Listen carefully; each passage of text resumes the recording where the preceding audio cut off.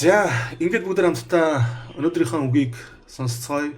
Өнөөдрийн бидний 10 өдрийн залбирлын маань 5 дахь өдрийн маань сэдэв бол гимшиж ариун сүнсээр бэлгцгаая гэсэн ийм уриалга байна.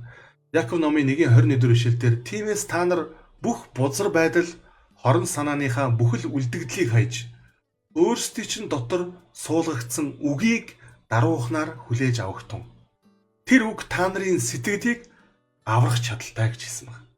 За ингээд бүгд хамтдаа залбирлаа эзэнд хамтдаа зэрэг өргөцгөөе. Та бүхэн байгаа газараа надтай хамтдаа энэ хүү залбирлыг эзэнд хэлэхгүй хүсэж байна. 3 Эзэн Есүс минь ариун сүнсний бэлгээ урд өмнө өгч байснаасаа илүү ариун ихээр өгөөч. Гэр бүлийн гишүүн бүрт минь мөн найз нөхдөд минь ариун сүнснийхээ бэлгийг өгөөч. Бид өөрсдийгөө даруусгаж ариун сүнсний бүрэн баптизмыг хүлээн авахд бэлэн байхыг хүсэж байна гэсэн. Амен. Өнөөдрийн судлах ишлэл маань болохоор Үлс номын 1-р бүлгийн 4-5 дугаар ишлэл байна. Өнөөдөр өмнөх өдрүүдээс арай онц өөр байгаа. Тэрний үхэр арай олон ишлэл унших юм шүү. Тийм учраас бүгд маш цагаа хэмнээд маш хурдан уншиж авчи.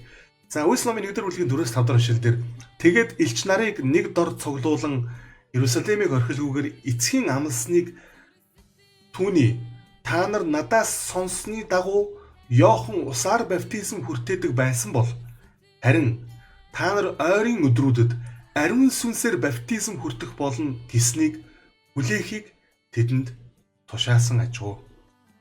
Иесус Христ эзэн маань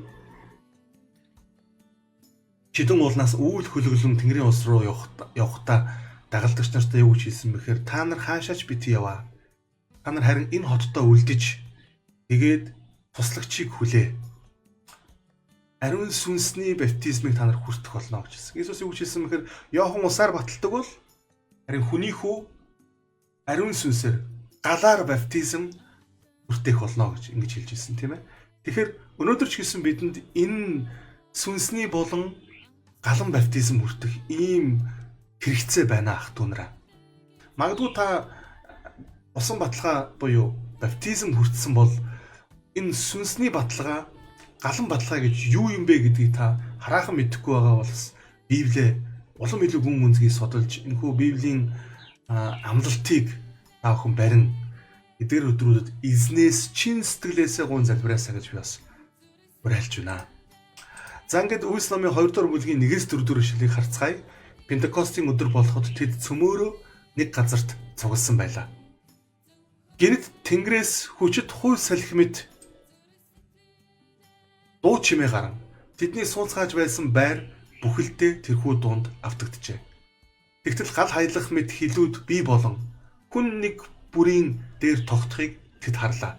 Ийхүү тэд бүгд ариун сүнсээр дүүрч мөнөөх сүнсээр дамжуулан өгөгдсөнийг харь хилээр ярьж эхлэвэ гэсэн байна. За ингээд дагалдагчид маань яг 10 өдөр тасралтгүй залбирсны эцэст тэд ариун сүнсний баптизмыг хүлээн авсан байна. Үүнийг Үлс номын 2-р бүлэг дээр өгүүлснээр бол тэд ариун сүнсээр дүүрсэн гэж. Амен. Тэр өнөөдөр бид бүхэн ариун сүнсээр дүүрэх, ариун сүнсээр бэлхахын утга учир хэрхэн ариун сүнсээр дүүрэх вэ гэдгийг бүгдээ энэхүү өглөөний мөргөлөөр судалж гин гэж ойлгож болно. За дараагийн ишлэл маань болохоор 2-р бүлгийнхаа 37-оос 39 дэх ишлэлийг бүгдээ харцгаая. Энд ингэсэн байна. Сонссон зүйл нь тэдний зүрхийг хөндсөнд Петр болон бусад элч нараас ах дүү нараа бид одоо яах вэ гэж асууцгаав. Петр тэдэнд гимшигтэн хүн бүр өөрсдийн нүглийн уучлалын төлөө Есүс Христийн нэрээр баптизм хүртцгээе. Та нарч ариун сүнсний бэлгийг авах болно. Учир нь уг амлалт нь та нар болон та нарын хүүхдүүдийнх төдийгүй бас алсад суугч бүрийнх бөгөөд манай бурхан эзнэр дуудагдсан болгоных билээ гэвэ гэсэн. Амен. Пентекостийн өдөр дагалдагчид ариун сүнсээр дүүрсэн учраас тэнд элч нарын дотроос Петр босож эзний үгийг айлддаг. Эзний өгсөн тэр сургаалыг мэдээг тэнд байгаа Иерусалимийн оршин суугчд болон мөн Пентекостийн өдрөөр Иерусалимд мөргөл хийхээр ирсэн одоо бусад хүмүүс бүгдэнд нь энэ сургаалыг айлцсан. Харин үүний дараа хүмүүс юу гэсэн мэхээр одоо бид яах юм бэ? Сонсон зүйл маань үнэхээр бидний зүрх сэтгэлийг хөндлөө. Одоо бид юу хийх вэ? Дараагийн хийх үйлдэл минь юу вэ гэх үед Петр тэдэнд гимшиг түн гэж хэлсэн байна. Гимшиг түн. Хүн бүр өөрсдийн нүглийн уучлалын төлөө Христийн нэрээр баптизм хүртцгээ дараа нь та нар ариун сүнсний бэлгийг авна гэжсэн байна. Энэ шилийн төгсгөл дээр хамгийн гайхалтай нэг амлалт нь юу гэхээр энэ амлалт зөвхөн биднэрт эсвэл та нарт өгөгдөхөөс гадна та нарын хүүхдүүдэд өгөгдсөн. Өөр зөвхөн та нарын хүүхдүүдэд өгөгдөхөөс гадна алсад суугч буюу зөвхөн энэ Иерусалимд байгаа хүмүүс биш. Зөвхөн энэ Юдад байгаа хүмүүс биш. Зөвхөн энэ Израильд байгаа хүмүүс биш. Алсад суугч буюу дэлхийн өнцөг булан бүрт, дэлхийн хязгаар хүртэл байгаа бүх хүмүүст буюу эзэн Есүсээр дуудагдсан болгон энэ амлалтыг амьдралдаа авах. Энэ амлалтыг амьдралдаа хэрэгжүүлэх, энэ амлалтыг амьдралдаа хүлээн авч энэ амлалтыг амьдралдаа мэдрэх ийм боломжтой гэж ингэж хэлсэн байна. Тэгэхээр энэ алсад суугч буюу Бурхан эзнэр дуудагдсан гэдэг тодорхойлолтод өнөөдөр би бас та багтаж байгаа юм шиг итгэл яахан дүүснараа. Тэгэхээр өнөөдөр ч гэсэн хэрвээ та гимших юм бол, хэрвээ та нүглийн уучлалын төлөө нүглүүдээсээ эргэх юм бол эзэн танд ариун сүнсний бэлгээ өгөх болоо. Эзэн танд дээр ариун сүнсний тослогоогоо харамгүйгээр бэлхан буулгах болно ах дүүнараа. Үлс номын 3 дугаар бүлгийн 19 дугаар ишлэл дээр юу хэлсэн бэ гэхээр иймээс гимшицгээ. Нүглүүдээсээ салахын тулд эргэцгээ. Тэгвэл сэргээх цаг эзний оршуугаас ирнэ гэж хэлсэн байна. Амен. Амен. Бид гимших ёстой байна.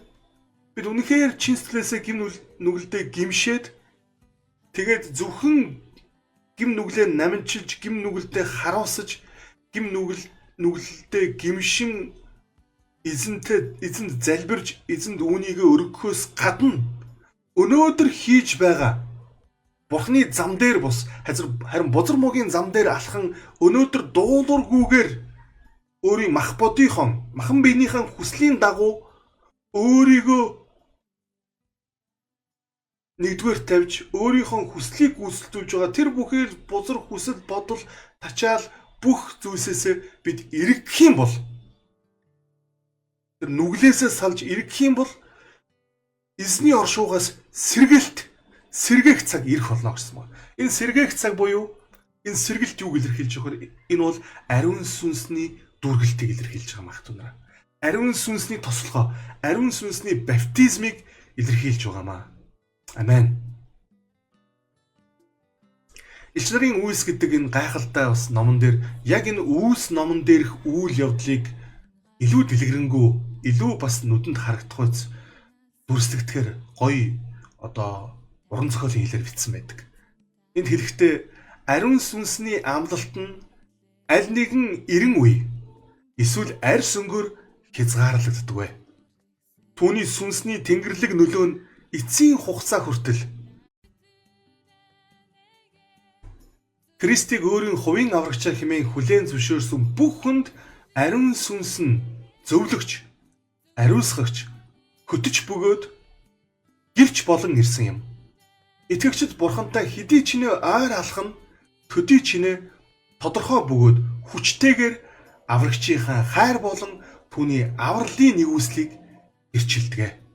Хавчлага, сорилт тулгарсан урт удаан зууны туршид амьдралдаа сүнсний оршихуйг ариун ихээр мэдэрсэн тэрхүү эрэгтэй эмэгтэй хүмүүс энэ ертөнцид тэмдэг бөгөөд гайхамшиг болон зогсож байлаа. Тэд тэнгэр элч нар болон хүмүүсийн өмнө аврагч хайрын өөрчлөн шинжлэх хүчийг илчлэн харуулсан юм а гэж хэлсэн. Амен. Үнэхээр энэ ариун сүнсний дүүргэлт буюу ариун сүнсний баталгаа, ариун сүнсний энэхүү бэлхэм дүүрэн амьдралаар амьдарч үдсэн, ариун сүнсээр тослогдож үдсэн мянга сая итгэгчид энэ 90 зууны түүхэнд байсан юм ах дундраа. Тэгэхээр зөвхөн Иесусийн 12 дагалдагч биш.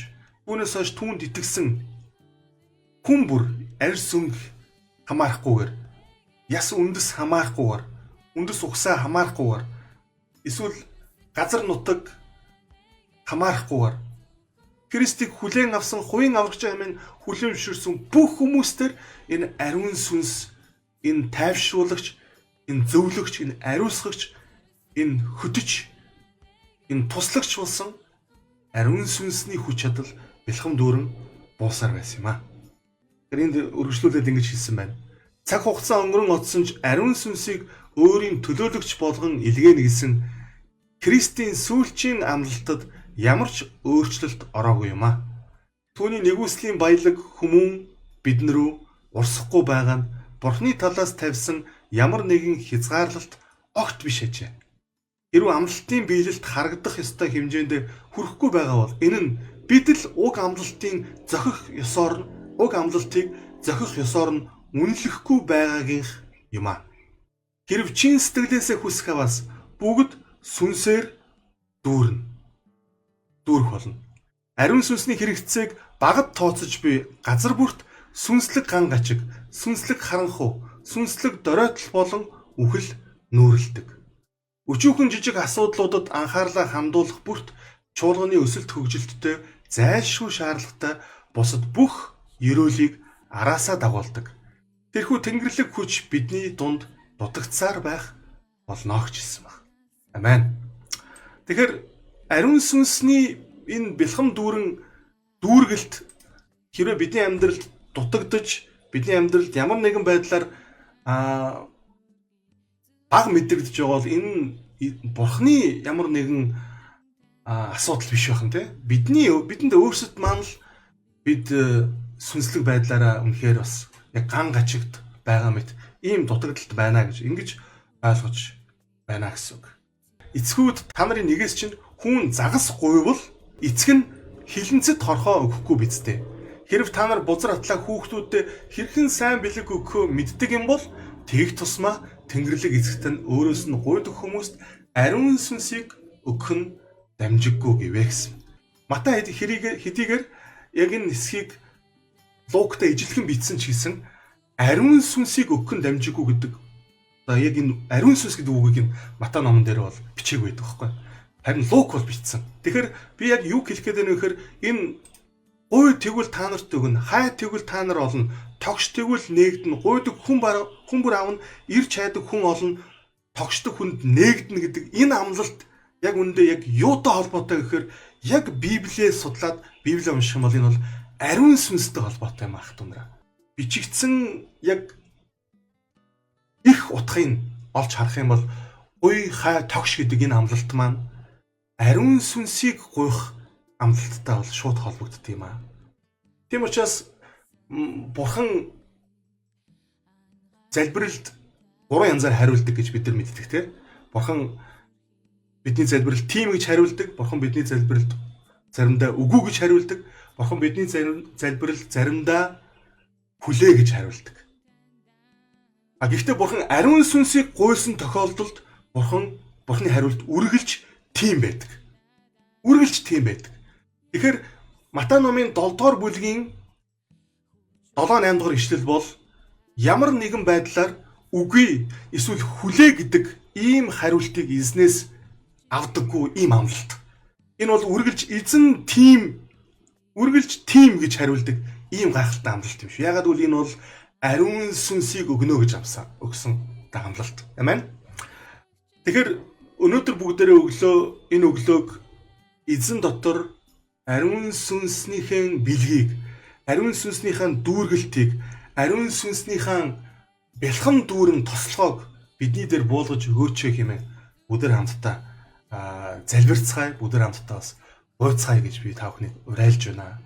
Дэлхийн өнцөг булан бүрээс тэгээд Монголын өнцөг булан бүрээс энэхүү залбиралд нэгдэж байгаа итгэгч хүн бүрийг бүгдээрээ хамтдаа энэхүү үеийн төгсгөл бидний амьдарч байгаа энэ сүүлийн цаг мөчид бид бүхэн дэлхий ямар хурцтмал, ямар хэцүү байгаа вүлээ. Мөн дээрээс нь хүний мэс чанар, хүний зам байдал ямар аимшигтай болсон байгаа байлаа. Бид нар бүгдээрээ мэдж байгаа. Тэгэхээр Эзэн Есүс өөрөө айлдахдаа хүний хүүгийн залран ирэх нь Новогийн өдрүүдтэй адилхан байна гэж хэлсэн. Яг л энэ шинж тэмдэг, яг л энэ нөхцөл байдал бидэнд өдрөөс өдөрт илүү их тод томруунаар харагдсаар байна. Тэр эзний иргэн ирэлт, эзний ойртолт, эзний айс үе, тэр залралт үнэхээр ойртжээ итгэлийн яхан дүүснараа. Тэр бүгдээрээ хамтдаа эдгээр өдрүүдэд ариун сүнсийг чин сэтгэлээсээ эзнээс гуйн залбирч, тэгээд энэхүү авралын сайн мэдээг, энэ авралын зарыг тунхаглах энэхүү үйлсийг бүгдээрээ эцсийн цаг мөчид гүйцэтгэн үеийн төгсгөл хүртэл бүгдээрээ хамтдаа хаанчлалын сайн мэдээг тунхаглах энэ гэрчлэлээ бүгдээрээ улам хүчтэйгээр эзнийг гэрчилж амьдарцгаая. Ягаад гэвэл эзэн тун утахгүй залран ирэх гэж байна. Бүгдээр хамтдаа ариун сүнсийг гуйн залбирцгаая. Амен. Халелуя Иесус. Эзэн алдарш болтугай. За өргөжлүүлээд бүгдээрээ нэгэн сайхан хэсгийг дахин нэг уншия. Тэгээд эцэг эхчүүд хүүхдүүддээ сайн бэлэг өгөхийг хүсдэг шиг эзэн өөрт нь үйлчлдэг хүмүүст ариун сүнсийг өгөхийг илүү их хүсдэг. Итгэгч хүн бүр өдөр тутмын сүнсний баптизмын төлөө бурханд гуйлтаа өргөх ёстой. Христэд итгэгчид үйлчлэгч нар онцгой тусламж Тэнгэрлэг мэрэгэн ухааныг гуйж хэрхэн ухаалгаар төлөвлөж мөн хэрэгжүүлэхээ мэдхийн тулд хамтдаа цугларах ёстой. Ялангуяа тэд Бурхны сонгосон сайн мэдээ түгээгчид үлэмж их хэмжээгээр сүнсээр дүүрхийн төлөө залбирах хэрэгтэй. Бурхны хүмүүстэй ариун сүнс хамт орших мөчид үнний үгийг тунхлах үйлсэд нь энэ ертөнцийн өгч чадахгүй тийм л хүч чадлыг тэдэнд эзэн өгөх болно гэж хэлсэн байна. Амен. Халелуя. Ямар гайхалтай амлалт вэ. Ингээд төгсөлтөнд бүгдээрээ сүүлийн нэг хэсгийн 51 дэх хуудсан дээр нь юу гэж бичсэн байдгийг уншицгаая. Хүн юр бусын нөхцөл байдалд сүнслэг хөөрөлд автсан төдийгөр түүнийг Христэд итгэж гэж дүгнэж болохгүй. Ариун байдал гэдэг нь юр бусын баяр хөөр биш. Харин энэ нь өөрийн хүсэл зоригоо бурханд бүрэн даатгах явдал юм. Бурхны амнаас гарах үг бүрээр амьдрах явдал юм. Тэнгэрлэг эцгийнхэн хүсэл тааллыг биелүүлэх явдал юм. Гэрэлтэй үедж, харанхуй сорилтын үедж бурханд итгэх явдал юм аа. Харагдах зүйлээр бус итгэлээр алхах явдал юм.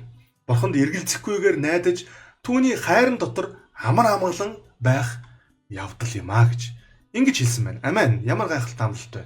Ямар гайхалтай бас урам зоригийн үгийг энд хэлээвэ те. Тийм ээ. Үнэхээр бид бүхэн яг л нөгөө зам дээр таригдсан үр шиг, эсвэл чулуурхаг хөрсөнд хаягдсан үр шиг, эсвэл хогийн урмал дунд хаягдсан үр шиг ийм өнгөцхөн, эсвэл ийм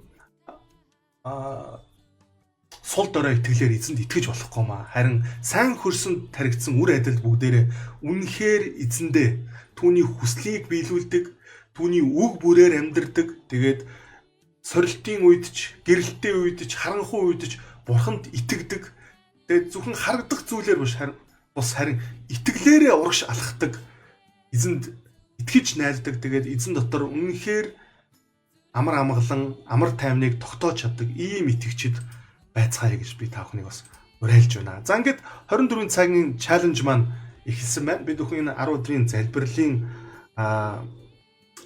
цагаараа бүх энэ залбирал нэгдэж байгаа итгэгч хүн нэг бүрийг ямар цуглаан, ямар чуулган хамаарахгүйгээр таныг бид бүхэн 24 цагийн чаленжид уриалж байгаа. За 24 цагийн чаленж маань та бүхэнд харагдаж байгаах гэж найдаж байна. Энэ ингэсэн байна.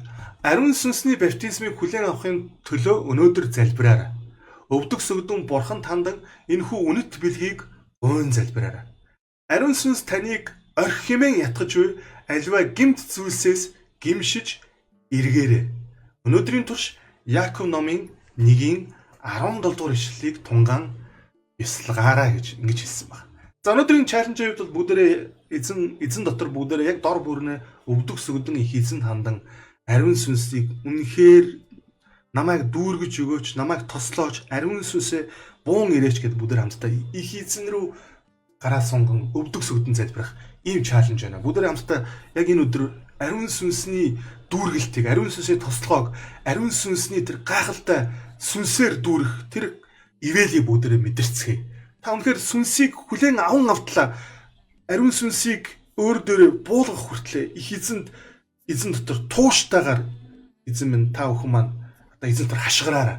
үнэхээр ариун сүнсийг хүлээн аван автлаа. Та залбирлаа бүү зогсоогоорой гэж би бас таныг урамшуулмаар байна. Таныг ятгамаар байна. Таныг бас би зоригжуулмаар байна. Тэгээд яг энэ залбирлыг хийх үед яг энэ ариун сүнсийг гун хашгирах үед таны зүрх сэтгэлд эзэн танд сүнсээр дамжуулан таны дотор байгаа ямар нэгэн гэмт үйлдэл, гэмт зам чанар, гэмт зуршил, ямар нэгэн зүйлийг эзэн танд илчлэх болно. Эзэн танд харуулах болно. Эзэн таныг яг ямар гим нүглээс эргэх ёстой вэ гэдгийг тань эзэн танд хэлж өгөх болно. Яг тэр үед та даруухнаар дуулууртайгаар эзний дуу хоолойг дагаарай. Тэгээ эзэн шивнэж хэлээрэй. Эзэн минь ээ, би сул дорой. Би мөхөс учраас таны хүчээр, ариун сүнсний хүчээр гим нүглийг ялан дилж нүглээсээ эргэхэд минь та туслаач хэмээн эзнээс тусламжийг чин сэтгэлээсээ хүсээрэй. Маш их баярлалаа. Тэгээд Яаков номын 1-ийн 17 дугаар ишлэлийг бас та бүхэн тунгаан бясалгаарай гэж хүсэж байна. За ингээд Яаков номын 1-ийн 17 дугаар ишлэлийг би төгсгөлд та бүхэнд бас хуваалцъя.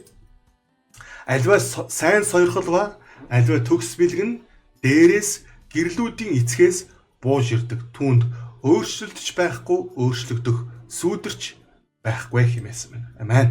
Амен. За өнөөдрийн өглөөний энэ мөргөлд, өглөөний үгийн цагт залбирлаараа хамт байж надтай үгэн дотор үгийг хүлээж авч эзний нэрээр бас хамт байсан та бүхэнд маш их баярлалаа гэдгийг нэшрэл хэлмээр байна. Та бүхэн маань итгэмжтэйгээр эхлүүлснээр дуусгаж эзний яг айлцнаар эхлэл чинь өчүүхэн байж болно, харин төгсгөлөө агуугаар дуусгаа гэж хэлсэн. Тэрхүү гайхалтай тушаалын дагуу та 10 өдрийн залбирлалтаа төвчээртэйгээр, тууштайгаар, итгэмжтэйгээр бас оролцож дуусгаараа. Тэгээд эзэн таны эдгээр өдрүүдэд залбирч байгаа залбирлуудыг хариулах болтоо гэж үнэхээр ерөөж байна. Ингээд бүгдээр үгийн цагаа дуусгаад эзэн хандан залбирцгаая. О халелуя, эзэн бурхан минь танийгаа алдаршуулъя. Та бол бидний бүтээгч, бидний аврагч, бидний хангагч эзэн билээ. Та тэнгэр газар 70 өдрийн доторх бүхнийг бүтээсэн амьд эзэн. Та бол эхлэл ба төгсгөл, та бол альфа ба омега, та бол эзний эзэн, та бол хаадын хаан. Өө эзэн Есүс Христ минь, танийгаа алдаршуулъя. Та бидний төлөө амиа өргөж, та бидний төлөө өөрийн үнэт цусыг загалмай дээр урсган. Тэгээд тэр таны үнэт цусны ачаар бид аврагдах бололцоотой болсондоо баяртай байна. Зөвхөн итгэлээрээ дамжуулан таны мөнх амийг хүлээн авах ийм гайхалтай бэлгийг бидэнд өгсөнд баярлалаа. Та биднийг загалмай дээр зөвтгсөнд баярлалаа эзэн Есүс. Таны хувиршгүй хайранд талархъя. Тэгээд танд итгэгч хүн мөхөхгүй харин мөнхийн амийг авах болно гэсэн гайхалтай амлалтыг бидэнд өгсөнд баярлалаа. Өө их эзэн минь, та үнэнхээр биднийг өрөөгөөч. Таны мотор бидэнтэй хамт байж хил хязгаарыг минь өргөсгөөч. Гайхамшигаас хамгаалж, өвчин зовлонд бүртүүлээч. Хүүхдүүдийг ивээгэж, залуучуудыг ивээгэж, ахмадуудыг ивээгэж, аав нарыг ивээгэж, ээж нарыг өрөөж өгөөч. Хөрөнгө санхүүгээр ивээгэж, сав суулгын минь дүүргэж, эрүүл минь дээр өрөөгөөч. Сүнслэг байдлын минь дүүргэж. Есүсийн нэрээр амен. Амен. Халелуя Есүс.